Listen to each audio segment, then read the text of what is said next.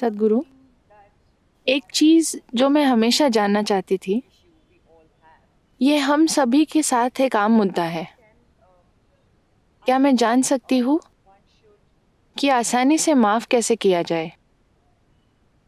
माफ कैसे करना है? मेरा मतलब माफ़ करने का गुण।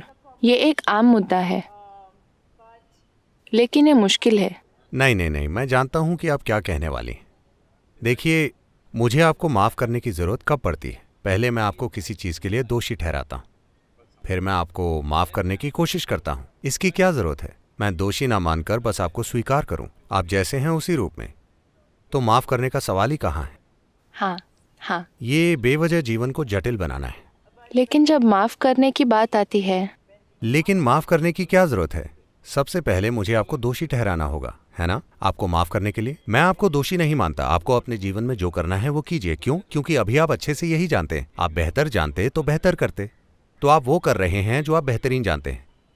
मुझे आपको अपने मन में दोषी मानकर फिर माफ करने की क्या जरूरत है? इससे जीवन बेवजह जटिल बन जाएगा। मैं किसी को माफ नहीं करता क्योंकि मैं किसी को दोषी नहीं मानता। लेकिन आमतौर पर सभी इंसानों के लिए माफ़ करना मुश्किल होता है, इसीलिए मैं कह रही हूँ। नहीं, मैं कह रहा हूं माफ करने की जरूरत ही नहीं है। अगर मैं आपको किसी चीज के लिए दोषी ही नहीं मानता तो आपको माफ करने का सवाल ही कहां है?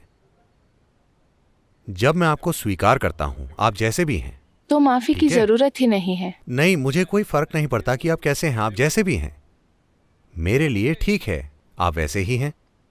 इंसान ऐसे ही होते हैं, ठीक है? तो लोग इस चीज में पड़ते हैं क्योंकि वो लोगों से अवास्तविक उम्मीदें रखते हैं। क्योंकि उनकी उम्मीदें अवास्तविक हैं तो वो किसी को दोषी मान लेंगे अपने मन में, और फिर एक दिन वो उन्हें माफ कर देंगे। भगवान मत बनिए। लोगों को स्वीकार कीजिए जैसे आप खुद हैं।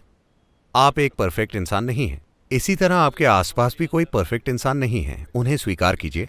अगर आप उनके साथ लेन देन कर सकते हैं, काम कर सकते हैं, बिजनेस कर सकते हैं या रिश्ता रख सकते हैं तो ठीक है। अगर आप नहीं कर सकते तो उन्हें अकेला छोड़ दीजिए। काश सभी आपकी तरह सोच पाते सद्गुरु जी। यही चीज़ आपको बहुत अलग बनाती है और हम आपसे मदद मांगते हैं। नहीं, मैं कह रहा हूं आप बेवजह अपने मन में जटिलता पैदा कर रहे हैं और आप इससे हमेशा संघर्ष करते रहेंगे। क्योंकि एक बार जब आप किसी को अपने मन में दोषी मान लेंगे तो आप जितनी भी माफी की एक्टिंग कर लें, यह आपके मन से नहीं जाएगा। ये सच है। इसके लिए आपका बहुत बहुत धन्यवाद। एक और चीज़ जो मैं हमेशा जानना चाहती थी या पता लगाना चाहती थी, वो अध्यात्म के बारे में है। क्या कोई तरीका है या एक निश्चित मार्ग है जिस पर चलकर आप जागरूक हो सकते हैं? तरीका क्या है? अध्यात्म की दिशा में ले जाने वाला मार्ग क्या है? अगर कोई वो मार्ग खोज रहा हो तो? देखिए, अध्यात्म किसी की विचारधारा नहीं है। ये नैतिकता के नियम नहीं है। ना ही ये मंदिर, चर्च या मस्जिद जाना है। आध्यात्मिक प्रक्रिया को ऐसे समझिए। ये शरीर आपने कुछ समय में इकट्ठा किया है। मेरा मतलब आप ऐसे पैदा नहीं हुए थे। आपने इसे धीरे धीरे इकट्ठा किया। कहाँ से? जो खाना हम खाते हैं उससे। ठीक है?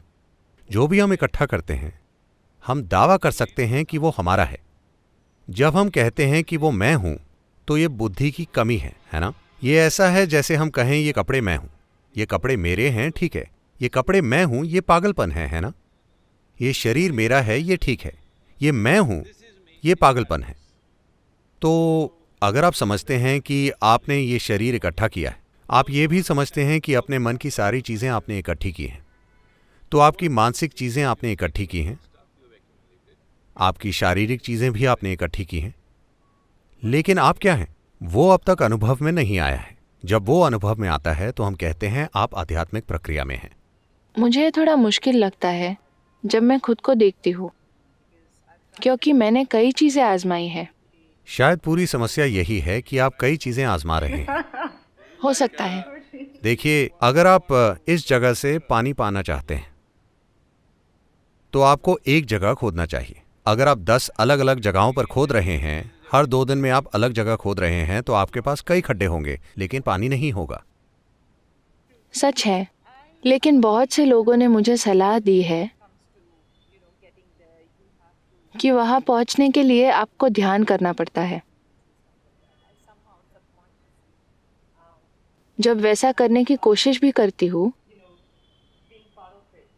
तो ये मुझे उस अनुभव तक नहीं ले जाता जिस अनुभव की मुझे तलाश है। आपको इनर इंजीनियरिंग करनी चाहिए। मैं यही कहना चाहती थी। मैं वाकई आपके साथ इनर इंजीनियरिंग करना चाहती हूँ, जहाँ मैं इसके कारणों का पता लगा सकूँ कि मैं वाकई क्या ढूंढ रही हूँ।